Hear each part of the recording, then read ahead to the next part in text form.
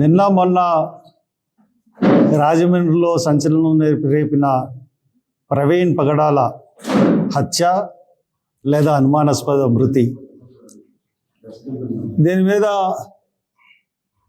చాలా sensation create అయింది. పోలీసులు తాత్సర్యం అంటే డిలే టాక్టిక్స్ వల్ల బాగా ప్రజల్లో అనుమానాలు రేకెత్తించబడి మొన్న తెల్లవారు జరిగిన ఆ దేహాన్ని రాజమండ్రి హాస్పిటల్కి షిఫ్ట్ చేసిన తర్వాత నేను 1:30కి గవర్నమెంట్ హాస్పిటల్కి వెళ్ళడం జరిగింది.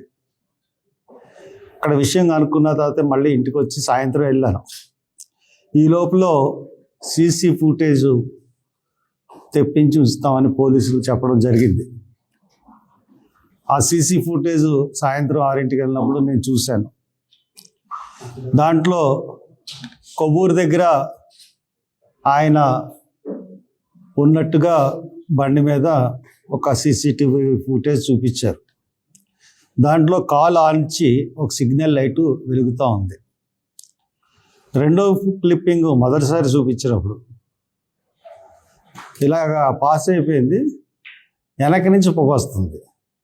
ఇదేనండి యాక్సిడెంట్, ఇక్కడే పడిపోయారండి, అదే పొగ అండి అని చెప్తారు. అక్కడ ఉన్న కొంత 2-3 తెలుగుదేశం నాయకులు వెంటనే ఇది యాక్సిడెంటేనండి, 90% క్లియర్గా యాక్సిడెంట్ అని తెలిసిపోతుందని చెప్పి లెగిసిపోయి బయటకు వచ్చి యాక్సిడెంట్ అని ప్రకటించేశారు. దాన్ని వాళ్ళు కుర్రోళ్ళందరూ అక్కడ ఉన్న చాలా కోపంగా ఉన్నారు జనం. వాళ్ళు కొట్టినంత పని చేస్తే ఆయన పారిపోయాడు.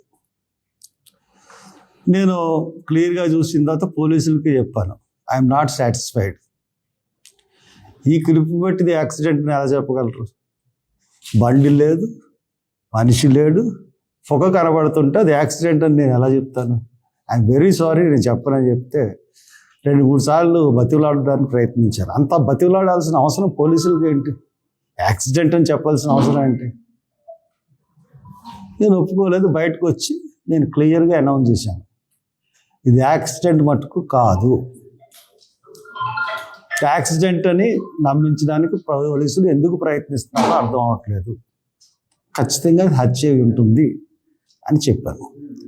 తర్వాత రాత్రి ఇంకో సీసీ ఫుటేజ్ రిలీజ్ చేశారు. దాంట్లో బండి జస్ట్ అలాగే కిందకి వెళ్ళిపోతున్నట్టుగా ఉంది. కిందకి వెళ్ళిపోతున్నట్టుగా ఉంటే దాని తర్వాత క్లిప్పింగ్ ఉంది. నేను అన్నాను, వెంటనే అది పోస్టింగ్ చూసిన వెంటనే డీజీపీ ఆఫీస్ నుంచి ఇది రిలీజ్ చేశారని చెప్పారు. వెంటనే అన్నాను, దీనికి ఈ క్లిప్పింగ్కి ముందు 1 నిమిషం కానీ 30 సెకండ్లు కానీ ఏం జరిగిందన్న క్లిప్పింగ్ వస్తే ఇది యాక్సిడెంట్ అని నమ్మచ్చు, లేకపోతే ఇది యాక్సిడెంట్ అని నమ్మడానికి లేదు. ఇంకోటి ఏంటి, కొవ్వూరు దగ్గర ఆ యొక్క బండికి సిగ్నల్ లైట్ మీదే వస్తున్నాడు ఆయన. ఇక్కడ బండి హెడ్ లైట్ వెలుగుతా కిందకి వెళ్ళిపోయినట్టుంది. ఈ 2 విషయాలు అనుమానానికి దారితీసినాయి. ఇక్కడి నుంచి ఇంకా డ్రామా బిగిన్ అయిందండి. పోలీసుల డ్రామా అంటే ప్రభుత్వ డ్రామా. అక్కడి నుంచి మొన్న సాయంత్రం మొదలుపెట్టిన ఎన్క్వెస్ట్ నిన్న పొద్దున్నంతా రాస్తూనే ఉన్నారు. సాయంత్రం 2 మధ్యాహ్నం 2-2:30 వరకు రాస్తూనే ఉన్నారండి. ఎంక్వెస్ట్ రాయడానికి ఎంత టైం పడుతుందండి? 2 hours 3 hours, పోస్ట్ మార్టానికి 3 hours. అంటే ఇది టాక్టికల్గా తాత్సర్యం చేస్తూ దాన్ని ప్రొలాంగ్ చేస్తూ బాడీని ఇక్కడ మేము అడ్డుకుంటామేమో అనే భయంతో పోలీసులు పోస్ట్ మార్టం రిపోర్ట్ చెప్పాలంటామేమో అనే ఉద్దేశంతో ప్రభుత్వం చెప్పినట్టుగా 5 వరకు బాడీని పోస్ట్ మార్టం రూమ్లో ఉంచి 5కి కరెక్ట్గా పోస్ట్ మార్టం నుంచి బయటకు వచ్చారు డాక్టర్స్ రాగానే డాక్టర్స్ వెళ్ళిపోతున్నారు, బాడీని వ్యాన్ ఎక్కించాం. నేను రాజమండ్రిలో ఇంతకుముందు ఎప్పుడు అంత జనం చూడలేదండి. ఏ మరణానికి కానీ లక్షలాది మంది వచ్చేసారు.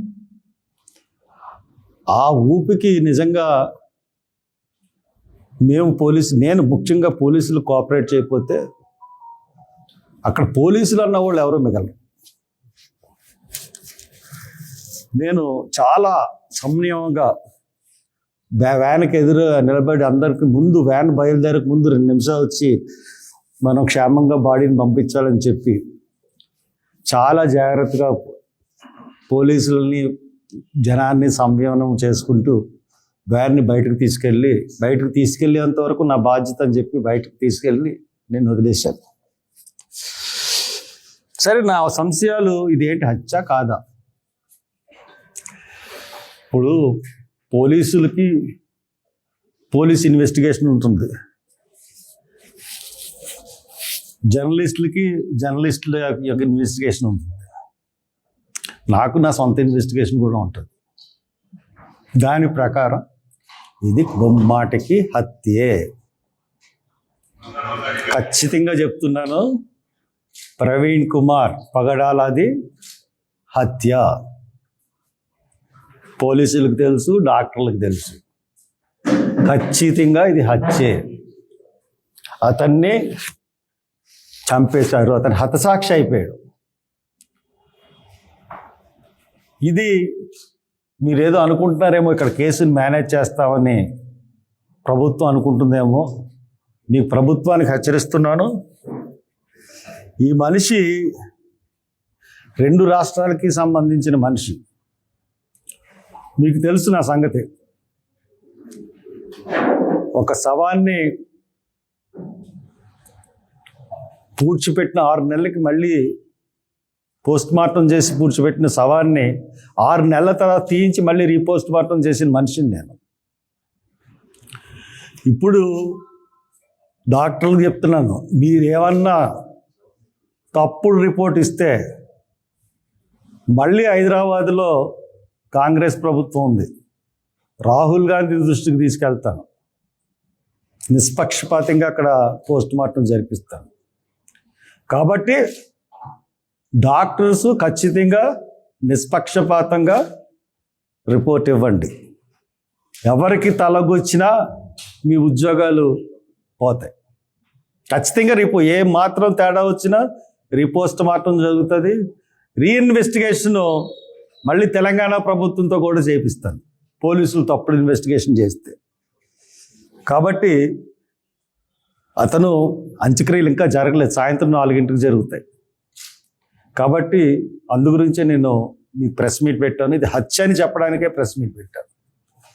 గవర్నమెంట్ కూడా చెప్తున్నాను, నిన్న వచ్చిన జనం ఒక ప్రవీణ్ పగడాల మీరు చంపేశారు, ప్రభుత్వం చంపేసిందా, ఎవరు చంపేశారు, దానికి నిరసనగానే కాకుండా, లేదంటే హర్ష్ కుమార్ నాయకత్వాన్ని చూసి కాకుండా,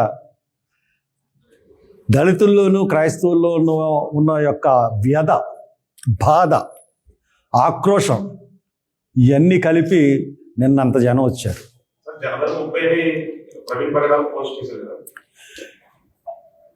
అంత జనం నేను ఎప్పుడు చూడలేదు. ఆ జనంతో నిన్న కంగారు పడిపోయారు పోలీసులు.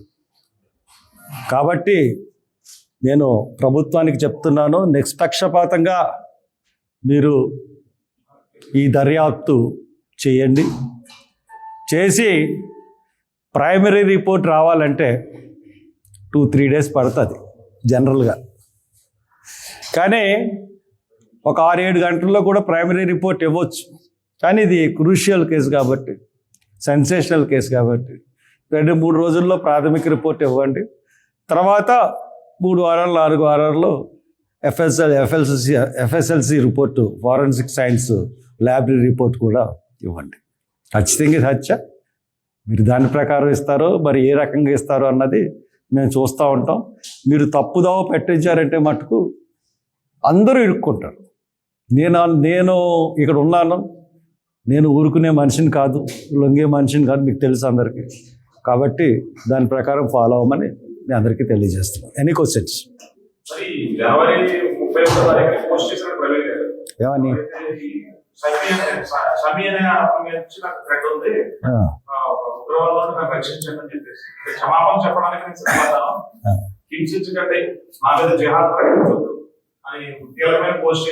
అదే షమీ నిన్న వచ్చాడండి ఇక్కడికి. షఫియో అతను ఎవరైతే పోస్ట్ పెట్టారో అతను ఇక్కడికి వచ్చి చాలా బాధపడ్డారు. ఇద్దరు ఫ్రెండ్స్. ఎందుకు మరి ఇప్పుడు ఇది అతను చంపాడా లేకపోతే ఇంకోటి చంపారా, ఎవరు చంపారా అన్నది తేల్చవలసింది ఎవరండి?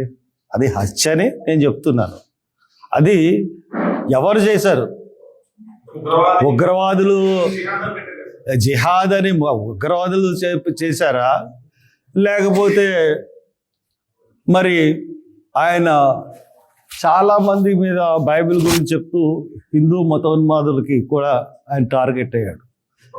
ఇటు ముస్లిం మతోన్మాదులు ఆయన్ని చంపడానికి ప్రయత్నించారా, హిందూ మతోన్మాదులు ఆయన్ని చంపడానికి ప్రయత్నించారా, లేకపోతే క్రైస్తవుల్లోని ఎదిగిపోతున్నాడని చెప్పేసి ఎవరైనా మిషనరీ చేయించాడా అన్నది దర్యాప్తు చేసి తేల్చాల్సింది ప్రభుత్వం. కానీ ఇది హత్య అని నేను చెప్తున్నాను.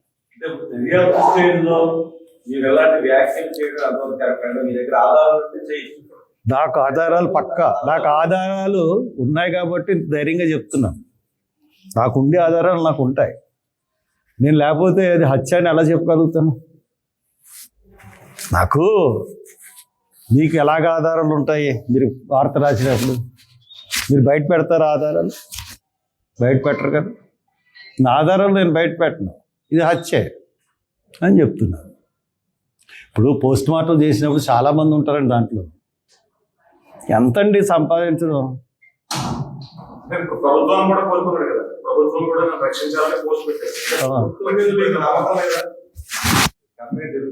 ఈ ప్రభుత్వం మీద అసలు నమ్మకం లేదండి.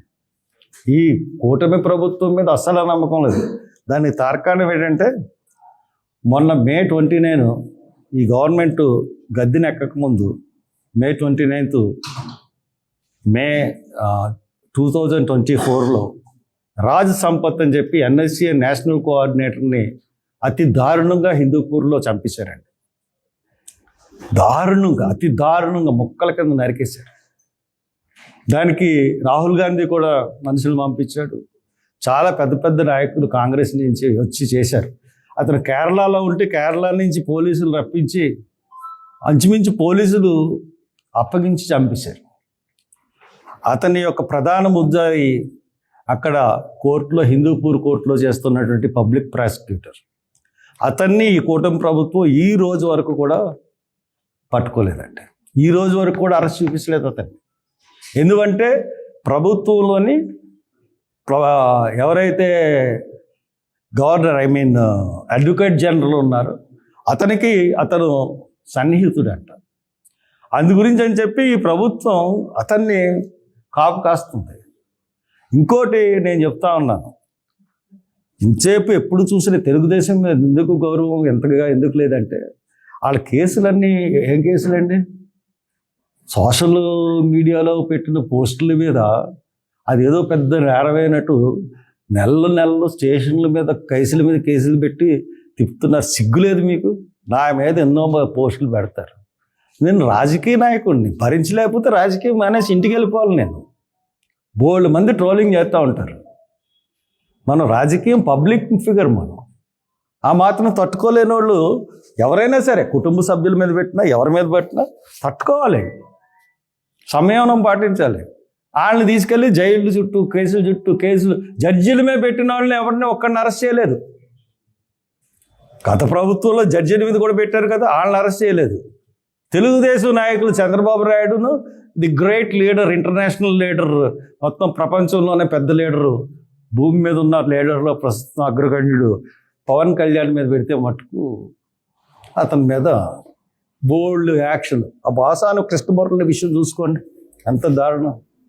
అలాగే ఇంకోటి, మహానాడులో ఈ తెలుగుదేశం టీడీపీ ఆఫీసుల మీద పెట్టిన కేసులు అయ్యో పెద్ద గవర్నమెంట్ సంస్థలైనట్టు ఆఫీసుల మీద ఇంకో ఆఫీసులు దాడి చేస్తారు. సహజం, పరిపాటి.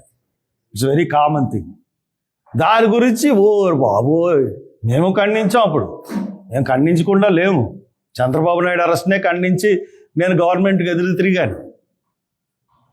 తర్వాత వీళ్ళు మహానాడులో ఏం చెప్పారంటే, మహానాడు తీర్మానాల్లో దళితుల మీద పెట్టిన కేసులన్నీ జగన్మోహన్ రెడ్డి దళితుల మీద రిజిస్టర్ చేసిన కేసులు, దళితులు చంపబడిన కేసులు అన్నింటి మీద ట్రిబ్యునల్ ఏర్పాటు చేస్తా అన్నాడు. ఒక్క కేసు రివోక్ చేసి ఇన్వెస్టిగేషన్ చేశావా చంద్రబాబు నాయుడు, కూటమి ప్రభుత్వం? నీ మీద మాకు ఎలా నమ్మకం ఉంటుంది అయ్యా చంద్రబాబు? అడుగుతున్నాం. మీకు మా ఒక అయితే ఎస్సీ ప్రోగ్రామ్స్ మేము వెంటనే అధికారంలో ఒక 24 గంటల్లోనే ఎస్సీ జగన్ తీసేసిన ప్రోగ్రామ్స్ అన్ని ప్రకటిస్తాను. ఒకటన్నా ప్రకటించావా? జగన్మోహన్ రెడ్డి ఏ రకమైన వాదన వినిపిస్తున్నాడో హైకోర్టులో మెడికల్ కాలేజీ సీట్ల విషయంలో అదే వాదనని నువ్వు వినిపిస్తున్నావు. నీ అంత మోసగాడు ఎవడున్నాడు? కాబట్టి కూటమి ప్రభుత్వం మీద నమ్మకం అన్నది ఎవరికీ లేదు. కాబట్టి నిన్న అశేష జనం తరలొచ్చారు రాజమండ్రి. కాబట్టి ఇది హత్య ప్రకారం ఖచ్చితంగా ఇన్వెస్టిగేషన్ చేయాలని కోరుతున్నాను.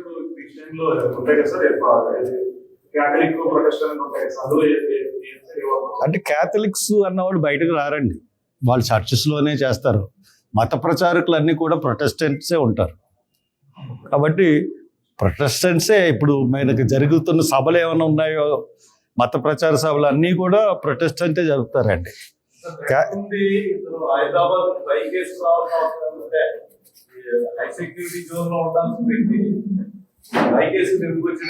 అతనికి అలవాటు అంట. పైగా అతనికి రాజమండ్రిలో ఇల్లు ఉందంట. మరి ఎక్కడ ఉందో తెలియదు, కానీ అతనే చెప్పాడు. ఒక వీడియో చూశాను నేను అతను చనిపోయినంత వరకు నేను పెద్దగా అతను ఎవరో నాకు తెలియదు. అతని పేరు కూడా నేను ఎప్పుడు వినలేదు. తర్వాత అతని వీడియోలు చూశాను. చనిపోయిన తర్వాత సహజంగా కుతూహలంగా ఏం మాట్లాడుతున్నాడంటే, అతను జ్ఞాని, చాలా ఇంటలెక్చువల్. అసలు బైబిల్ గురించి కానీ లేకపోతే హిస్టరీ గురించి కానీ, బ్రిటిష్ హయాంలో హిందూ చట్టాలని, అంటే హిందూ చట్టాలు అంటే మనకి మనోధర్మశాస్త్రం ఉండేది కదా మన రాజ్యాంగం ముందు. దాంట్లో స్త్రీ హత్య కాడి నుంచి బ్రాహ్మణులు పెళ్లి చేసుకుంటే దళితులు బ్రాహ్మణుల పక్కన వారం రోజులు పడుకోవడం అన్న యాక్ట్ నుంచి కూడా ఏ విధంగా బ్రిటిష్ వాళ్ళు విముక్తి కలిగించారు అన్నది ఆయన డేట్స్తో సహా చెప్తున్నాడు. ఏ యాక్ట్ ఎప్పుడు వచ్చింది, అబాలిషన్ యాక్ట్ ఎప్పుడు వచ్చింది, వీళ్ళు ప్రభుత్వం భూములు కొనుక్కోకూడదు అన్న యాక్ట్ ఎప్పుడు వచ్చింది, దళితులు భూములు కొనుక్కోకూడదు, వాళ్ళకి భూములు ఉండకూడదు, ఇవన్నీ కూడా ఆయన చాలా కూలంకుషంగా చెప్తున్నాడు. బ్రిటిష్ అబాలిష్ చేసిన హిందూ యాక్ట్లన్నీ. అందుకనే బ్రిటిషర్స్ ఇండియా వచ్చారు, ఇవన్నీ యాక్ట్లన్నీ మార్చి వాళ్ళు అప్పచెప్పారు అని చెప్పేసి ఆ యాక్ట్లన్నీ మనకి సతీసాగమనం అన్ని యాక్ట్లన్నీ కూడా బ్రిటిష్ టైంలోనే కదా రద్దునే. మగుడు చనిపోతే భార్యని కాల్చేయడం ఏంటండి, ఇవన్నీ కూడా ఆయన వాళ్ళు బ్రిటిషులు నిషేధించిన యాక్ట్లు. అవన్నీ చాలా సాధారణంగా విఫలీకరించకూడదు. అలాగే ముస్లిమ్స్ విషయంలో కూడా ఆయన, అది నేను పెద్దగా చూడలేదు కానీ దాన్ని కూడా ఆయన విమర్శించిన దాఖలాలు ఉన్నాయి. ఇప్పుడు మీరు అంటారు జాగ్రత్తగా ఉండాలి కదండి. నాకు లాస్ట్ 5 years బ్యాక్ నా కారు బోల్ట్లు ఇప్పేశారు. నాకు ఏదన్నా ఇదైతే నేను ఎక్కడన్నా ఆ బోల్ట్లతో ఇరిగిపోయి యాక్సిడెంట్ అయ్యి చనిపోవాలి. దాని మీద హైకోర్టుకి వెళ్ళాను. హైకోర్టు ఆర్డర్ చేసింది ఎంక్వైరీ చేయమని. పోలీసులు ఎంక్వైరీ చేశారా, నాకు రక్షణ కల్పించారా? ఇవన్నీ మామూలే, మనం చెప్తాం. పోలీసులు ఎంత పెద్దది అయ్యే వరకు యాక్షన్ ఏం తీసుకోరు. అలాగని చెప్పి మన కార్యక్రమాలు మానేసుకుంటామా? అతనికి బుల్లెట్ మీద రావడం ఇది మొదటిసారి కాదు, చాలాసార్లు సువార్తలకు బుల్లెట్ మీదే వెళ్తూ ఉంటాడట. మరి నిన్న దురదృష్టం, మరి అతన్ని అది కాపు కాసి అతని సంగతి తెలిసి ప్లాన్డ్గా మర్డర్ చేశారు. That is. అంటే జనాల్లో పోస్ట్ పెట్టినప్పుడు 2 నెలలు అయిపోతుంది కదా, కనీసం పోలీసులు ఆశ్రయించలేదు అంటారా? పోలీసులకి పోయి చెప్తామండి. పోలీసులకి సోషల్ మీడియాలో వచ్చిన వాటికి ప్రతి వాళ్ళు ఎలా చెప్పేస్తారు? గవర్నమెంట్ ప్రతిదానికి బాధ్యత తీసుకుంటుందా? మొన్న ఎవరు రాజాసింగ్ నాకు థ్రెట్ ఉందన్నాడు, నువ్వు బయటకు వెళ్ళక నీకు 5 గన్మ్యాన్లు ఇచ్చాము, నువ్వు బుల్లెట్ ప్రూఫ్ వాహనంలో తిరిగి. బుల్లెట్ ప్రూఫ్ వాహనం ఎక్కడ కొనుక్కుంటాడు? కొన్ని ఉంటాయి.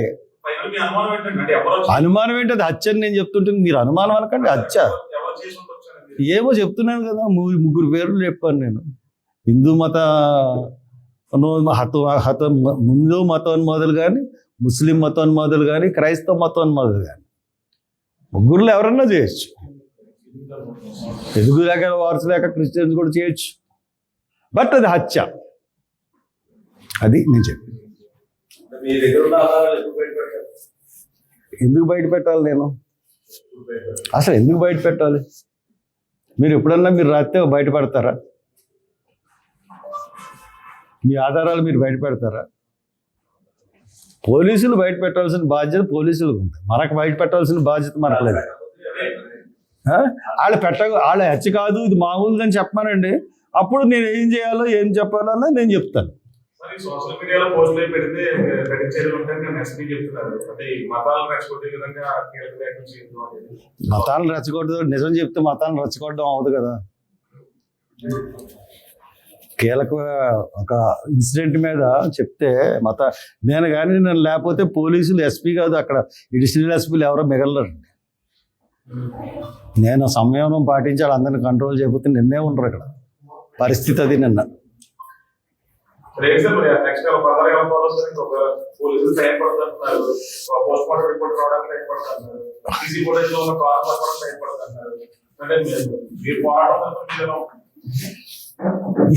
వాళ్ళు ఎంత టైం పడతారండి? నేను 29th మీటింగ్ పెట్టాను. 29th నాకు రిపోర్ట్ ఇస్తా అన్నారు, ప్రాథమిక హత్య మీదకి ఇస్తా అన్నారు ఎస్పీ గారు. పైగా నేను పోలీసులతో మాట్లాడుతుంటేనే ఒక ఆఫీసరు, దీని తర్వాత ఒక 30 సెకండ్లు ఖచ్చితంగా 30 సెకండ్లు ముందు ఏం జరిగింది అంటే అన్నీ మీకు ఇచ్చేస్తే ఎలాగండి, మాకు ఇన్వెస్టిగేషన్లో మాకు ఉపయోగపడతాయి కదా, మీకు ముందే అలాగ అన్నీ ఇచ్చేయమంటారు అన్నాడు. దాన్ని బట్టి వాళ్ళ దగ్గర ఉందేమో. కాబట్టి ఇది అంత పోలీసులకి తెలుసు అనేసి నా ఉద్దేశం. కరెంట్ పోయింది మనకి.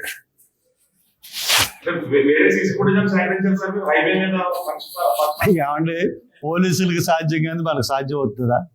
పోలీసులు అంటే ఎవడన్నా ఫుటేజ్ ఇస్తాడు, మనకెవడిస్తాడు? మా ఫంక్షన్ హాల్ అదే టైంకి ఒక ఫంక్షన్ హాల్లో కెమెరా పోయింది 4 రోజుల నుంచి. అదో దరిద్రం మాకు. లేకపోతే మొత్తం మేమే చెప్తున్నాం.